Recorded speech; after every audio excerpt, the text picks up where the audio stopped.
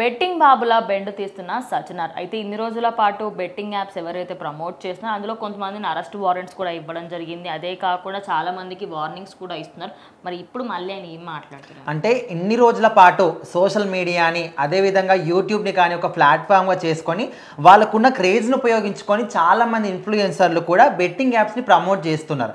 కాకపోతే ఎవరెన్నిసార్లు చేసినప్పటికీ కూడా ఎవరు కూడా పట్టించుకోలేదు. కొన్ని సందర్భాల్లో బయటకు వచ్చి ఒక ఇన్సిడెంట్ జరిగినప్పుడు అప్పుడప్పుడు ఒక కేసులని అదే హడావిడి చేసి మళ్ళీ కొద్ది రోజులు ఒక నెల కాగానే మళ్ళీ మర్చిపోవడం, మళ్ళీ యథావిధిగా మళ్ళీ వాళ్ళు ప్రమోట్ చేసుకోవడం, ఇదంతా కూడా జరిగిపోయింది. కాకపోతే రీసెంట్ టైంలో చూసుకుంటే సజ్జనార్ గారు ఆయన మాత్రం లోకల్ బాయ్ నాని, ఆయన ఆంధ్రాకి చెందినవాడు. సో ఫస్ట్ వెయిట్ ఆయన మీద వేశాడు. సో ఈ విధంగా మీరు బెట్టింగ్ యాప్స్ ప్రమోట్ చేస్తున్నారు అనే విధంగా ఆయన మీద కేసు నమోదు చేసినప్పుడు అరెస్ట్ చేయడం కానీ, తర్వాత ఆయన కూడా క్షమాపణ చెప్పడం కానీ, సో అక్కడి నుంచి ఎవరెవరైతే ఈ విధంగా బెట్టింగ్ యాప్స్ని ప్రమోట్ చేస్తున్నారో ఇన్ఫ్లుయెన్సర్లు కావచ్చు, యూట్యూబర్లు కావచ్చు, సో వాళ్ళ మీద ఒక్కొక్కరిగా వేటు వేస్తూ ఉన్నారు. చాలామంది బయటకు వచ్చి కూడా సారీలు కూడా చెప్పారు. మన సురేఖ వారిని వాళ్ళ కూతురు సుప్రీత, సో ఆమె కూడా బయటకు వచ్చి ఇంకా మీద నన్ను క్షమించండి, ఇప్పటివరకు నేను చేశాను కానీ ఇక మీదట చేయదలుచుకోవట్లేదు, చేసే వాళ్ళు ఎవరైనా ఉంటే మీరు కూడా ఆపేయండి అనే విధంగా తను కూడా బయటకు వచ్చి సారీ చెప్పింది. ఇందాకనే హర్ష సాయి కూడా ఒక ఇన్స్టాగ్రామ్ పోస్ట్ పెట్టారు. ఇప్పుడు ఆయన ఇంకా రన్నింగ్ లోనే ఉంటుంది. ఆయన ఆ పోస్ట్ ఒకసారి చూడండి, అందులో కూడా ఆయన బెట్టింగ్ యాప్స్ గురించి క్షమించడానికి మనం మాట్లాడడం జరిగింది. అదే కాకుండా ఇప్పుడు ఎవరైతే బెట్టింగ్ చేస్తున్నారో వీళ్ళందరికీ ఒక మంచి స్ట్రాటజీస్ ఉండేవన్నమాట. ఒక మంచి ఇన్ఫర్మేషన్ ఉన్న వీడియోకి చేస్తారు. అందులో మధ్యలో ఎట్లా అంటే సడన్గా నేను ఇంత సంపాదిస్తున్నా, ఇప్పుడే 5,000 పెట్టా, నాకు ఆల్మోస్ట్ ఒక 20,000 వచ్చాయి అనగానే అందరికి ఇట్లా ఎక్సైట్మెంట్ ఎక్కువ. దాన్ని కూడా వాళ్ళు ఒక ప్లానింగ్ గా చేస్తారనమాట. అది సపరేట్ వీడియోలకు అనిపించదు. ఏదో ఒక షాప్కి వెళ్తారు, అక్కడ డబ్బులు పే చేయడానికి ఇది ఒక గేమో లేకపోతే ఏదో ఒకటి ఆడి. మీరు చెప్పిన పేరు ఆయన అదే చేశాడు అనమాట. ఏదో ఆంధ్ర అబ్బాయి కదా. సో ఆయనకి సంబంధించి ఒకసారి ఒక ఆఫీస్కో ఎక్కడికో వెళ్తారు. నా ఆఫీస్ నేను రెనోవేట్ చేసుకుంటున్నాను, నాకు ఇక్కడ ఏసీస్ అండ్ అదేదో కుర్చీల కోసం వచ్చాను అని చెప్పేసి అన్ని తీసుకుంటూ ఉంటాడు. బిల్లింగ్ కౌంటర్ దగ్గరికి వెళ్ళిన తర్వాత నేను ఇప్పుడు బిల్లింగ్ ఎలా చేస్తానో చూడండి, ఇది సో అండ్ సో యాప్, ఇది XY యాప్ చూడండి, ఈ యాప్లో నేను ఇప్పుడు పెట్టాను 5,000 పెట్టాను.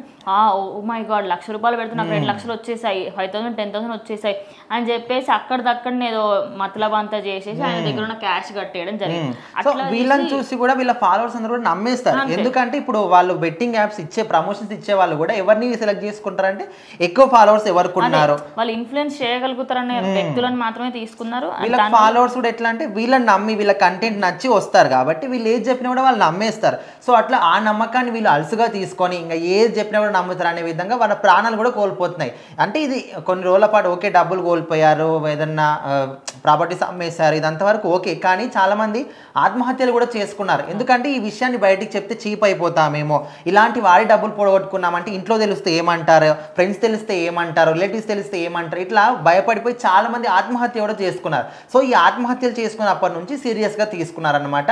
ఇన్ని రోజుల పాటు పోనీ ఓకే అని వదిలిపెట్టినప్పటికీ ఇప్పుడు మాత్రం చాలా సీరియస్గా తీసుకున్నారు ఈ మ్యాటర్ని. సజ్జనార్ గారు ఇందులో ఇన్ఫ్లుయెన్స్ అయిన తర్వాత సో మొత్తానికి అయితే ఇప్పుడు చాలామంది కూడా ఆల్మోస్ట్ అందరూ కూడా బయటకు వచ్చి సారీలు చెప్తున్నారు. మరి ఇక మీదటైనా ఎవరెవరైతే ఈ విధంగా చేస్తున్నారో, ఎక్కువ మనకు ఫేమస్ అయిన వ్యక్తులు ఎవరంటే మనకు రీసెంట్గా బయాసాని యాదవ్ కావచ్చు, అదేవిధంగా హర్ష సాయి లాంటి వాళ్ళు, అండ్ పరేషాన్ బాయ్స్ అని, ఇప్పుడు లోకల్ బాయ్ నాని కానీ, సో ఇలాంటి ఎక్కువ ఫేమస్ అయిన వాళ్ళ మీద వేట వేసిన తర్వాత ఇంకా ఎవరెవరైతే లోపల ఉన్నారో వాళ్ళందరూ కూడా బయటకు వస్తున్నారు. సో మరి ఇప్పటి నుంచి చూద్దాం ఎవరైనా మళ్ళీ ప్రమోట్ చేస్తారా. ఆల్రెడీ ఇలాంటి కేసులు పెట్టిన తర్వాత ఎవరు కూడా చేస్తారని ఆ ధైర్యం చేస్తారని అనుకోవద్దు.